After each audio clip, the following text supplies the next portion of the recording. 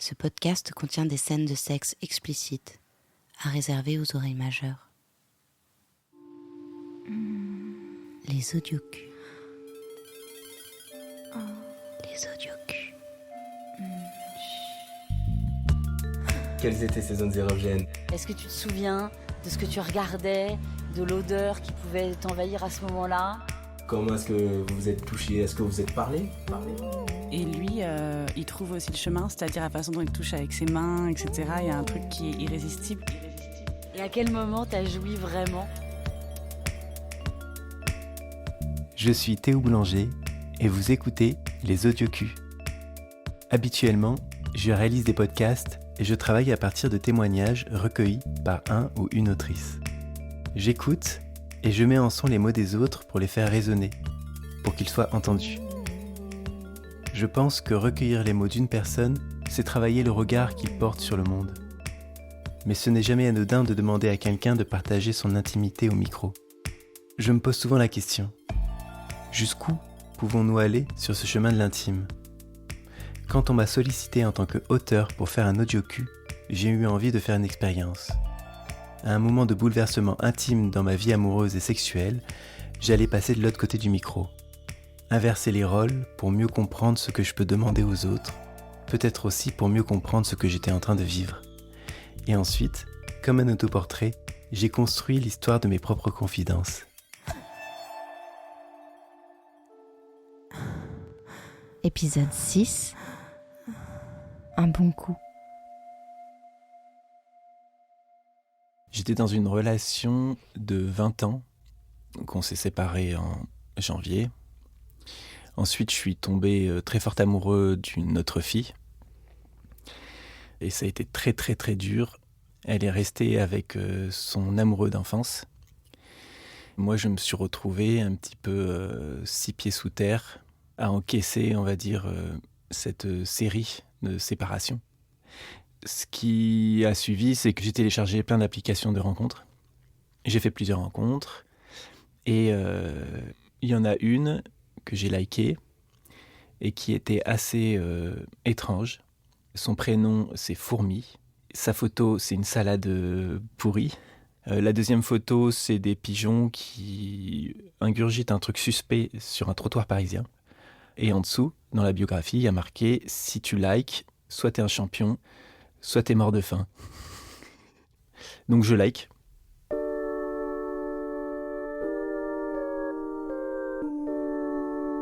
Là, il est 22h30 environ. Je regarde mon portable et hop, je vois que Fourmi a matché avec moi. Et là, on discute et on tchatche pendant 2 heures. Et on continue à discuter tout le reste de la semaine. Et là, j'apprends beaucoup sur elle. Et puis ensuite, elle m'envoie un lien en me disant « Tiens, si tu veux en savoir plus sur moi », on m'a interviewé pour un podcast qui s'appelle Nude Podcast, Serial Tinder. Là, d'un coup, je découvre un autre prénom. Elle s'appelle Damla. J'entends toutes ces histoires Tinder, toutes ces rencontres, plus ou moins courtes, sa manière de faire, le nombre de conquêtes qu'elle a eues, puisqu'elle numérote ses relations. Donc, le hors-champ, finalement, de sa relation qu'elle a avec les applications de rencontres. Donc, c'est assez déroutant de se dire je vais faire partie de la suite, peut-être. Et peut-être que je vais faire partie de sa toile. En tout cas, je suis attiré par sa singularité. Et curieux. Et j'ai envie de la connaître, là. Ça, c'est clair. Assez rapidement, on se dit qu'on va se rencontrer. On se dit qu'on va aller chez moi. Et je lui dis, j'achèterai un repas qui se mange froid, si ça l'embête pas. Des lamènes. C'est les pâtes froides de mon traiteur chinois que j'aime beaucoup. Et elle me dit, tant mieux, parce que quand je vais arriver, de toute façon, j'aurai pas faim. J'aurai envie d'autre chose. Et elle me dit, ok, moi j'apporte le dessert. Du coup, elle monte à l'appartement. Je lui fais visiter mon ma petite chambre de bonne. Elle adore l'endroit où je vis, même si c'est assez précaire, c'est petit. Et là, on commence à discuter, on se sent bien, on a l'impression on s'apprécie. C'est très agréable de se sentir apprécié par le regard de l'autre. Et là, elle me regarde et elle me dit « Est-ce que je peux t'embrasser ?» Et moi, ça m'a étonné. En fait, ça m'était jamais arrivé qu'une femme me propose. Souvent, c'est moi qui propose. Souvent, elles attendent que c'est moi qui propose. Et elle l'a dit avec une telle simplicité. Je me suis senti bien. Et je lui ai dit oui. Donc, on s'embrasse. Et en fait, c'était un des plus beaux baisers que j'ai eu. C'était vraiment incroyable. C'était sensuel. C'était... Il y avait un contact avec la langue qui était un peu dansante, douce. On se caresse la langue.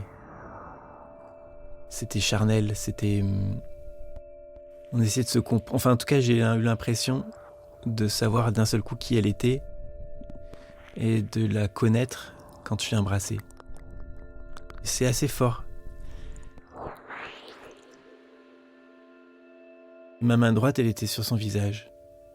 J'aime beaucoup caresser, mettre ma main un peu sur la joue et sur l'oreille et sur les cheveux. J'ai l'impression que ça participe au baiser. Je me concentrais vraiment sur l'odorat et sur le baiser, quoi. Elle sent quelque chose de chaud, de solaire. C'est une peau que j'ai envie d'embrasser, quoi, tout de suite. C'est son cou, j'aime beaucoup son cou. Elle a un cou incroyable. Je sais pas pourquoi j'ai scotché sur son cou depuis le début. Un long cou de lionne. C'est comme ça que je l'appelle maintenant, dans ma tête. Et là, on commence à se déshabiller. Je la déshabille, elle me déshabille, sauf quand on n'y arrive pas avec le pantalon. Évidemment, moi je garde mes chaussettes et puis au bout d'un moment je les enlève. Je peux les garder assez facilement, mais bon, ça craint un peu. Et je découvre en la déshabillant qu'elle a un piercing sur un de ses seins. Et je trouve ça drôle. Ça m'amuse et je me suis toujours posé la question de l'intérêt de mettre un piercing. Mais du coup, pour moi, c'est une petite découverte, c'est une petite surprise. Et évidemment, je joue un peu avec, quand j'embrasse ses seins, je joue un peu avec ce piercing et j'essaie de comprendre si ça lui fait du bien, s'il aime bien ça. Si elle aime bien qu'on embrasse ses seins aussi, si elle n'est pas trop sensible, si elle est suffisamment sensible pour que ça lui donne du plaisir ou pas. J'aime beaucoup mettre ma main en même temps sur son dos, sur ses hanches, ressentir en fait toute sa peau. Ça c'est important aussi.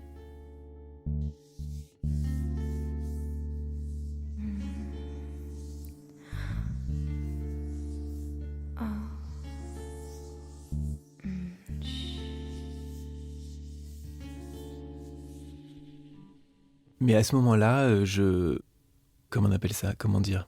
J'ai un peu de mal à être en érection. Ce qui m'était en fait jamais arrivé. Et je me sens assez mal. Donc j'essaie de faire durer ce plaisir, d'embrasser, d'essayer de faire monter le désir. Je sens que elle veut monter un petit peu vers moi, je sens qu'elle veut embrasser mon sexe. En même temps, vu que je suis pas en érection, j'ai pas envie qu'elle le voie non plus, tu vois, alors j'essaie de la bloquer. C'est assez gênant. Du coup, je lui dis, excuse-moi, mais je suis un peu gêné, je n'ai pas d'érection là tout de suite. Et elle me regarde avec aucune gêne ni surprise. Et elle me dit, mais on s'en fiche, c'est pas grave.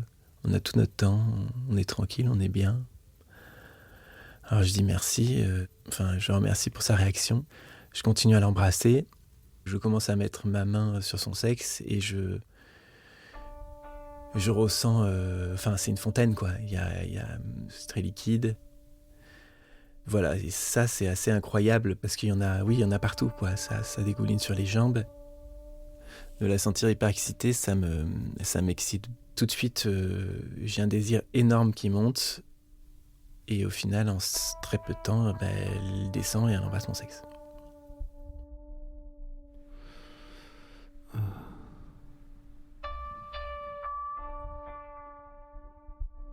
Là, je monte sur elle, On fait l'amour comme ça, et puis ensuite elle me regarde, elle me dit « Prends-moi en levrette ».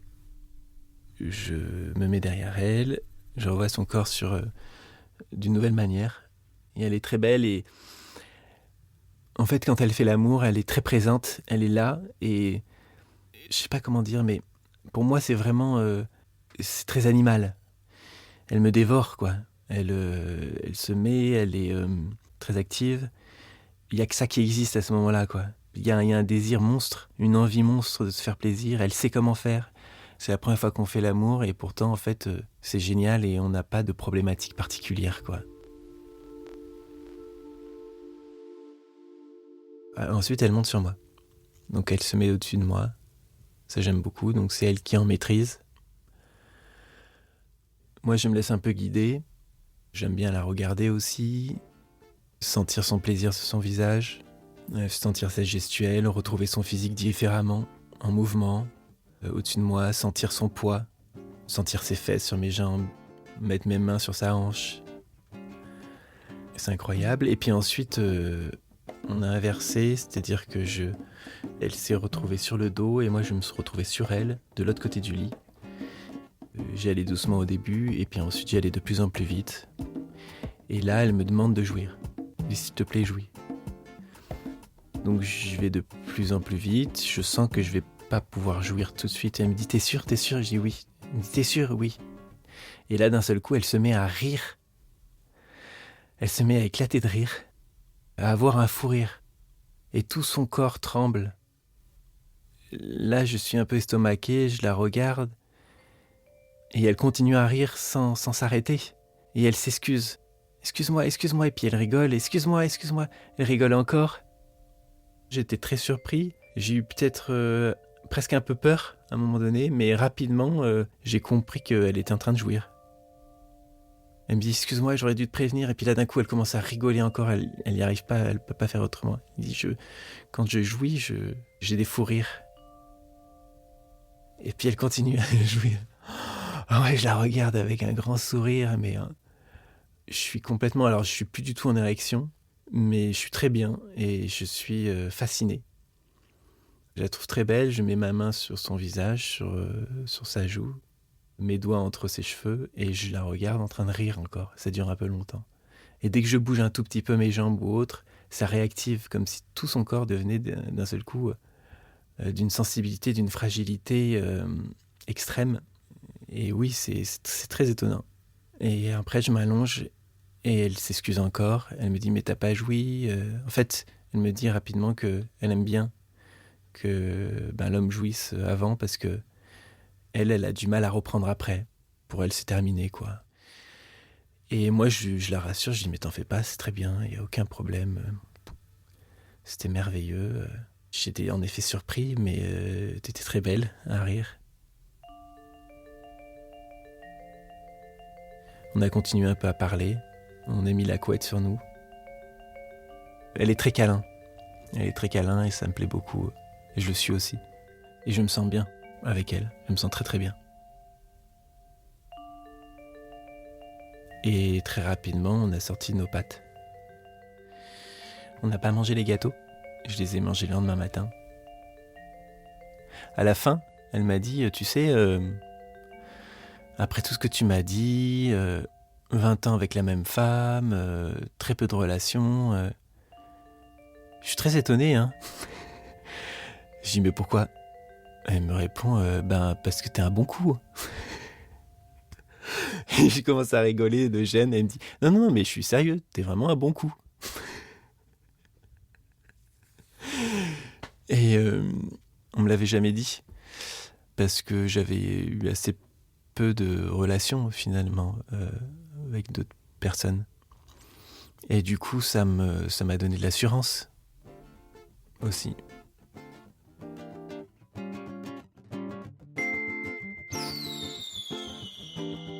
Les audiocus, un épisode de Théo Boulanger. Réalisation Juliette Medevielle. Musique originale Yamé. Mixage Benjamin Touron. Un podcast Studio Fact Audio.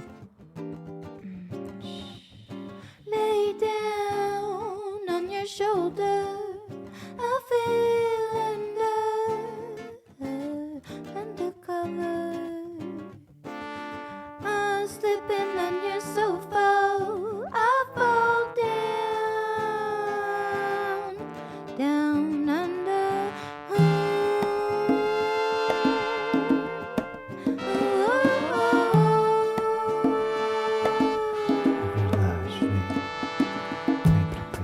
Stranger every time, stranger overnight. I wake up every time.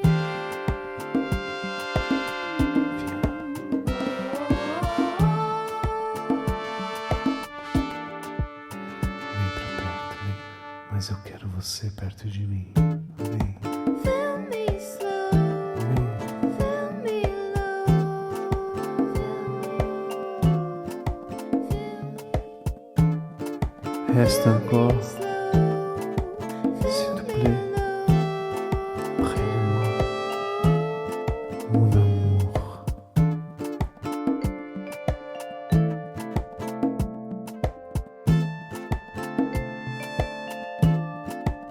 Viens, mon amour, sans mon cœur. Viens,